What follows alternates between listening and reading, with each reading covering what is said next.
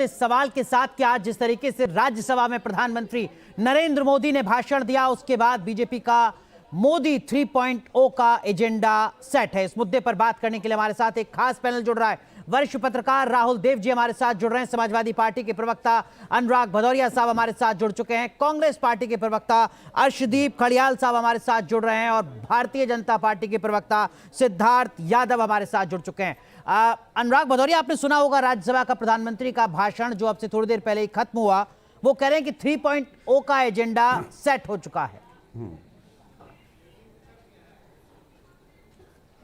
अब आपसे मेरा सीधा सा सवाल है, भारतीय जनता पार्टी के प्रवक्ता से है कि आप तो कह रहे थे कि भ्रष्टाचार एकदम खत्म हो गया, उस पर भी अगर प्रकाश डालते तो ज़्यादा अच्छा लगता कि भाई 1,30,000 में पीएम आवास दिया जाता है। बदायूं की घटना आपने देखी होगी, वो दादी माँ चेक ले रही हैं और एमपी साहब चाबी दे रहे एमपी साहब चाबी दे रहे हैं। तो दादी माँ से पूछा कि भाई आपको कितना, किसी को पैसा तो नहीं देना पड़ा? उन्होंने कहा 30,000 रुपये मुझे देने पड़े, तब पीएम आवास मिल रहा है मुझे। सोचो, 1,30,000 का पीएम आवास है और 30,000 रुपये उनको घूस देनी पड़ती है। ये हालत है। सोचिए आप, अमेठी की घटना अगर आपको ताज़ी बता दें तो जो पीएम आवास मिलता है, वो बेचारा पीएम आवास उसको मिला और वो उसकी छत नहीं डलवा पाया था। छत डलवाने के लिए दिल्ली काम करने आया तो वहां बुलडोजर ने उस मकान। तो आप कह रहे हैं करप्शन के वजह से 3.0 का एजेंडा सेट नहीं हो पाएगा बीजेपी का। अनुराग भदौरिया, आप ये कह रहे हैं?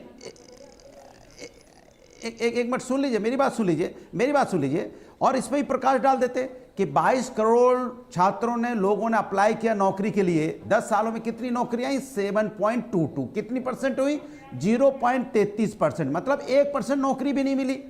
और इस यहाँ पे अगर आप देखेंगे कि 25 साल के अगर बच्चे हैं, 25 साल के छात्र हैं जिनकी उम्र, 42% लोग बेरोजगार हैं।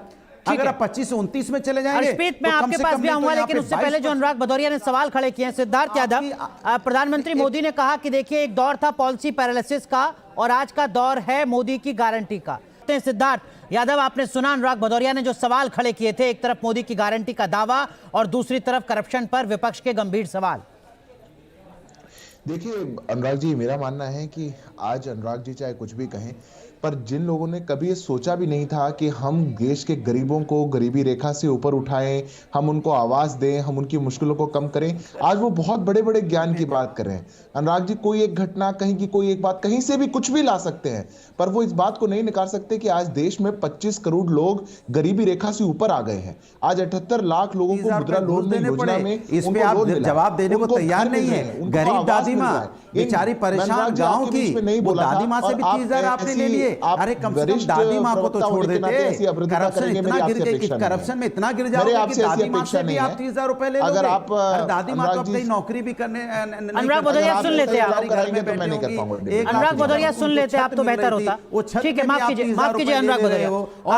अर्शप्रीत, प्रधानमंत्री नरेंद्र मोदी ने आज अपने भाषण में कई और मुद्दों का भी जिक्र किया। अर्शप्रीत, केवल उन्होंने कहा कि अब अनुराग दीक्षित जी, आप मेरे को बोलने का मौका नहीं देते। सिद्धार्थ, आपने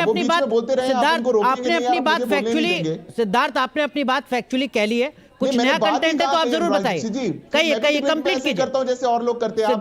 सिद्धार्थ, कंप्लीट कीजिए आप अपनी बात। जी, मैं अपनी बात को पूरी कर लेता हूं। धन्यवाद आपका। मैं भी इतनी बात कह रहा हूं अनुराग जी, जो इन 10 सालों में, इस गोल्डन पीरियड में भारत ने देखा है, जो प्रगति की राह भारत ने देखी है, जितने नए मेडिकल कॉलेजेस, आईआईटीज, आईआईएम्स इन 10 सालों में बनाए, 11 लाख करोड़ का capital expenditure, freight corridors, expressways, metro lines, जो इस भारत ने प्रगति में देखा है, वो तभी हो पाया जब इस देश में एक ऐसी सरकार थी जिसका नेतृत्व आदरणीय प्रधानमंत्री नरेंद्र मोदी जी कर रहे थे। अब अनुराग जी, समाजवादी पार्टी, विपक्ष चाहे कुछ भी चाहे, पर अगर ये देश ऐसे समय में अगर इनके हाथ में होता तो वही होता जो 60 साल से हुआ। ये जो भी काम 5 साल 10 साल में हो पाए, ये 60 साल में भी नहीं हो पाते। मैं इतना ही कहना चाहता हूं। अर्शप्रीत, लगातार कांग्रेस पार्टी जातिगत जनगणना का मुद्दा उठा रही है, लगातार कांग्रेस पार्टी आरक्षण का मुद्दा उठा रही है। आज प्रधानमंत्री मोदी ने आरक्षण को लेकर, पिछड़ों को लेकर जो अतीत साझा किया, जिसमें उन्होंने कहा, पंडित नेहरू के एक पत्र का जिक्र किया। उन्होंने कहा कि पंडित नेहरू ने राज्यों के मुख्यमंत्रियों को पत्र लिखा था, जिसमें पंडित नेहरू ने यह लिखा कि मैं आरक्षण को पसंद नहीं करता हूं, नौकरी में आरक्षण के मैं खिलाफ हूं, आरक्षण अकुशलता और दोयम दर्जे की तरफ ले जाने वाला एक प्रावधान है, इससे बचना चाहिए। आपको लगता है कि चुनाव आते आते जब यह मुद्दा और ज्यादा बढ़ेगा तो कैसे आप जातिगत जनगणना और आरक्षण की वकालत कर पाएंगे? देखिए, पहली बात तो ये है, पहले मैं मोदी साहब की स्पीच से शुरू करता हूं। भारतीय जनता पार्टी का टेन्योर, भारतीय जनता पार्टी का बजट और आज की इनकी स्पीच, इन तीनों में एक सिमिलैरिटी है। तीनों हाई ऑन रिटोरिक है और लो ऑन फैक्ट्स है। जो बजट है वो भारतीय जनता पार्टी के टेन्योर जैसा है, बिल्कुल खाली। और इन्होंने लोकतंत्र को of the BJP, for the BJP, by the BJP बनाने की कोशिश की है। जो बजट लेकर के आए हैं वो of the rich, for the rich, by the rich बनाने की कोशिश की है। और इस वजह से लोगों ने हिसाब लगा लिया कि भारतीय जनता पार्टी और ब्रिटिश एक समान है, और इस वजह से कांग्रेस इस नफरत की दुकान को बंद करने जा रही है। जैसे हिमाचल में पहले मुक्त किया, फिर तेलंगाना में मुक्त किया और कर्नाटक में मुक्त किया, इसके बाद देश में मुक्त करने। अर्शप्रीत, आपने अपनी बात कही है, मेरे सवाल का जवाब।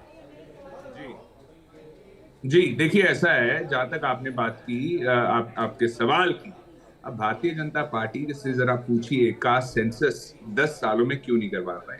दूसरी बात, ये वादे करते थे बड़े बड़े एम्पावरमेंट के, और उसके बाद डिलीवर करना, ये अब गारंटी दे रहे हैं 2024 की। मैं कहूंगा 2014 की गारंटियां तो पूरी कर लो। लेके एक यात्रा लेकर के आए हैं, उसको भी कॉपी पेस्ट किया, जैसे हमारी स्कीम्स को कॉपी पेस्ट करते हैं 30+ को।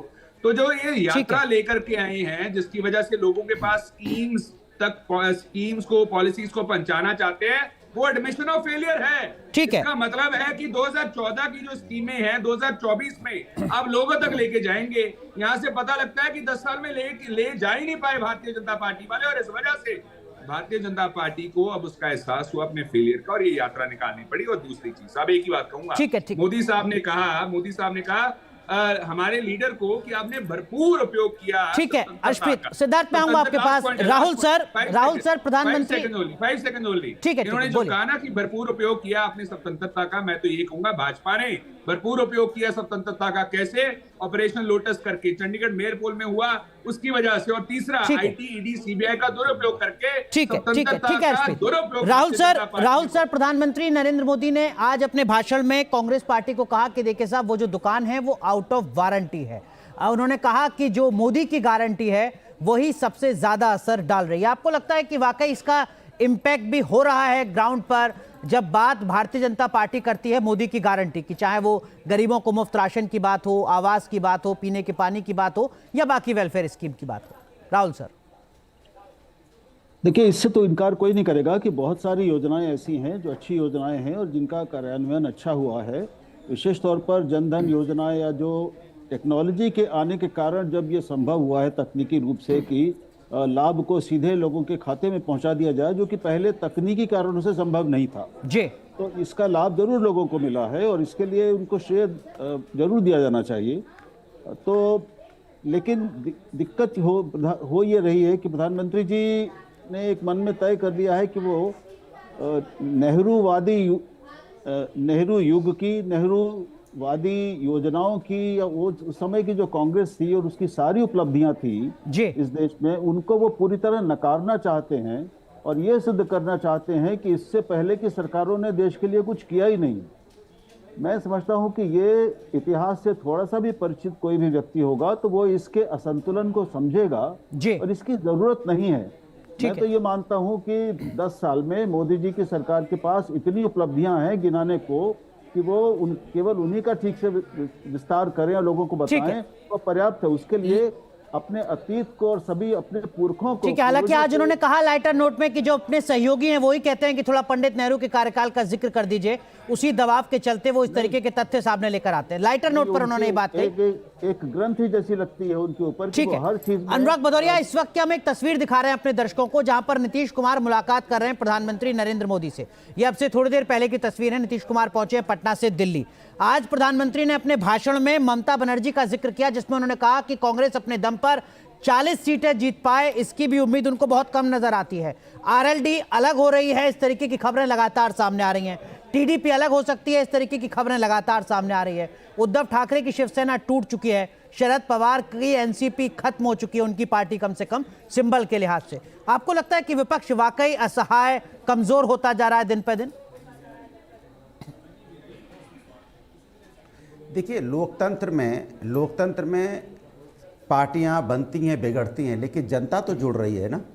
जनता से कभी आपने जानने की कोशिश की कि जनता कितनी तकलीफ़ों से 10 साल में गुजरी है, जनता ने क्या क्या सहा है, इसके बारे में कभी आपने जानने की कोशिश की? हाँ, ये ज़रूर है कि इंडिया गठबंधन के बारे में तो आप लोग बहुत चिल्लाते हैं, बहुत बोलते हैं, और भारतीय जनता पार्टी भी एकदम कहती है देखो इंडिया गठबंधन कुर्ता फट गया और ये हो गया वो हो गया। अरे भैया, अरे जब तब सब कुछ हो गया तो आप जीत ही रहे तो आप परेशान हो क्यों? फिर अगर आपको ऐसा लगता है कि आप जीत रहे हो तो इसके मतलब आप जीत नहीं रहे हो, आप हार रहे हो। उस परेशानी के लिए आप इंडिया गठबंधन की चिंता करते हो। चिंता तो आपको इंडिया गठबंधन की करनी चाहिए। नहीं, लेकिन चिंता तो ममता बनर्जी भी कर रही हैं। तो आप नीतीश जी को थोड़ी अपने साथ शामिल करने के लिए जाते हैं। अनुराग भदौरिया, चिंता तो ममता बनर्जी भी कर रही है ना, वो कह रही है कि 40 सीटें जीत जाए तो बड़ी बात है। में तो भारतीय जनता पार्टी है ना, भारतीय जनता सुन तो लीजिए, मैं तो वही तो कह रहा हूं, भारतीय जनता पार्टी अगर इतना ही 40 सीटें अगर बिहार में जीत रही होती तो फिर नीतीश जी के पास क्यों जाती कि सर आइए हमारे साथ आइए, हमें जरूरत है। ठीक है, इसके मतलब आप हार रहे हो, क्यों आप इधर उधर भाग रहे हो? अर्शप्रीत, एक बात और जो प्राइम मिनिस्टर मोदी ने आज कही वो ये कही कि देखिए अब तक तो आप धर्म, जाति, अलग अलग मुद्दों पर समाज को तोड़ रहे थे, देश को तोड़ रहे थे, अब नॉर्थ वर्सेस साउथ के नाम पर भी देश को बांटने की कोशिश की जा रही है। क्या वाकई आपको लगता है कि आपका ये मुद्दा ग्राउंड पर कुछ असर दिखा पाएगा? देखिए, भारतीय जनता पार्टी की एक एक्सपर्टीज है, वो है डिवाइड एंड रूल करना, और इस वजह से भारतीय जनता पार्टी को जवाब अब देश के लोग देंगे 2024 के लोकसभा इलेक्शन में। दूसरी बात साथ क्या है, भारतीय जनता पार्टी को मैं एक राय दूंगा कि 2024 की गारंटियां तो दे दी, जो गारंटियां 14 में दी थी, 15 लाख देंगे, 15 रुपए आप दे नहीं पाए, डीमोनेटाइजेशन की वजह से पैसे जरूर निकल वाले लोगों के अकाउंट्स में से, वो कहाँ है? दूसरा, 2 करोड़ जॉब्स देंगे आपको 1 साल की, अब तक 20 करोड़ जॉब्स आ जानी चाहिए थी, इन्होंने तो छीन ली है साहब। फिर कह रहे थे डबल करेंगे फार्मर्स इनकम 2022 तक फार्मर्स इनकम डबल तो हुई नहीं, लेकिन सुसाइड रेट जरूर ऊपर चला गया। फिर कह रहे थे इन्फ्लेशन कम कर देंगे। आप देखिए, डीजल से लेके, पेट्रोल से लेके, दाल से लेके, दही से लेके, दूध से लेके, पनीर तक सबके रेट भी ऊपर चले गए। ग्लोबल हंगर इंडेक्स पे हमारा रैंक नीचे चला गया, हैप्पीनेस इंडेक्स में हमारा रैंक नीचे चला गया। भारतीय जनता पार्टी की वजह से 700 किसान सिद्धार्थ, लखीमपुर में इनके बीजेपी के लाड सिद्धार्थ, सब कुछ उतना अच्छा नहीं है जितना आप और आपकी पार्टी बता रही है, जैसा अर्शप्रीत कह रहे हैं और अनुराग भदौरिया कह रहे हैं। देखिए, मैं दोनों की बात का जवाब देता हूं। मुझे लगता है हमारे कांग्रेस पार्टी के प्रवक्ता तो आज ही साउथ अफ्रीका से लैंड हुए हैं, वो जानते ही नहीं है देश में क्या चल रहा है। आपकी पार्टी के लोग बोल रहे हैं कि इंडिया के 2 विभाजन हो जाए, साउथ इंडिया हो जाए, नॉर्थ इंडिया हो जाए। वो कह रहे हैं तो डिवीजन की पॉलिसी तो भारतीय जनता पार्टी की है। पहले पूछा था कि क्यों, अब नेहरू जी ने अपने लेटर में लिखा था कि अगर SC/ST को सरकारी नौकरियों में आरक्षण दिया गया तो सरकारी कामकाज का स्तर गिर जाएगा। ये नेहरू जी सोचते थे, वो कहते थे, पर ये लोग बड़ी बड़ी ज्ञान की बात करते हैं और फिर ये आकर के कहते हैं हैप्पीनेस इंडेक्स में भारत कम आ गया है। आएगा ना, आप चाइना से लैंड हुए हैं इसलिए तो कम आएगा। राहुल जी को थोड़ा खुश कर दीजिए, हैप्पीनेस इंडेक्स ठीक हो जाएगा। पर आप जो सच्चाई की बात है, इन्फ्लेशन डबल डिजिट में नहीं गई है, आपके कार्यकाल में थी। देश की महंगाई जिस चरम सीमा पर आप छोड़ के गए थे कोविड महामारी के बावजूद, वो वहां तक नहीं पहुंच पाई। हमारी अर्थव्यवस्था की क्या बर्बर हालत थी, मतलब फ्रेजाइल 5 ये हमारी अर्थव्यवस्था को कहा जाता था, आज फैंटास्टिक 5 कहा जा रहा है। आप तो अपने 10 साल में 12वें नंबर से 11वें स्थान पे ला पाए, हम 11वें से 5वें पे ले आए। भारत में प्रगति की चारों ओर धारा बह पड़ी। देश के हर लोग, गरीब वर्ग से लेकर के हर वर्ग को। राहुल सर, एक सवाल है, एक सवाल। हाँ, अर्शप्रीत संक्षेप में। दर्द होगा। मेरा एक सवाल है, एक सवाल है, ये बता रहे हैं बहुत लोकतंत्र हमारा जो है हिंदुस्तान के, उन्होंने बहुत उसको बढ़िया कर दिया। एक सवाल है, एक सवाल सुन लीजिए, सवाल सुन लीजिए। एक सवाल है, क्या सुप्रीम कोर्ट की टिप्पणी को आप वेलकम करते हैं कि लोकतंत्र? सिद्धार्थ, बहुत संक्षेप में। सिद्धार्थ, अभी जिस एक टिप्पणी की आप जिक्र कर रहे हैं, उस एक टिप्पणी का भी केस सुप्रीम कोर्ट में पेंडिंग है। जो सुप्रीम कोर्ट ने आपके भ्रष्टाचारी नेताओं के बारे में 10-10 बार बोला, उसकी भी चिंता कर लीजिए। 1.5 साल से आप दोनों को रोक रहा हूं। राहुल देव सर, प्रधानमंत्री मोदी ने राहुल गांधी पर एक तरीके से हमला करते हुए कहा कि युवराज को लॉन्च करने की बार बार असफल कोशिश हो रही है। आपको लगता है मौजूदा राजनीतिक परिस्थितियों के बीच मुश्किल तो है कांग्रेस पार्टी के सामने 24 से पहले? निश्चित ही कांग्रेस के सामने भी संकट है और इंडिया गठबंधन के सामने भी संकट है, और वो सबके सामने हैं। उसके इतने बड़े बड़े धड़े उससे अलग हो रहे हैं या बिल्कुल अलग स्वर अपना रहे हैं। विशेष तौर पे नीतीश कुमार का अलग होना और ममता बनर्जी का ये जो लगातार आक्रामक रुख बना हुआ है कांग्रेस पार्टी पर, और पंजाब में हम देख ही चुके हैं कि आम आदमी पार्टी और कांग्रेस में कोई समझौते की संभावना दूर दूर तक खत्म कर दी गई है। तो इनको देखते हुए ये कैसे मान लें कि ये गठबंधन पहली बात तो एक बन भी पाएगा, सचमुच एक हो पाएगा, और दूसरे एक अगर किसी भी रूप में सतही तौर पे हुआ तो वो एक कड़ी सचमुच की असली चुनौती दे पाएगा।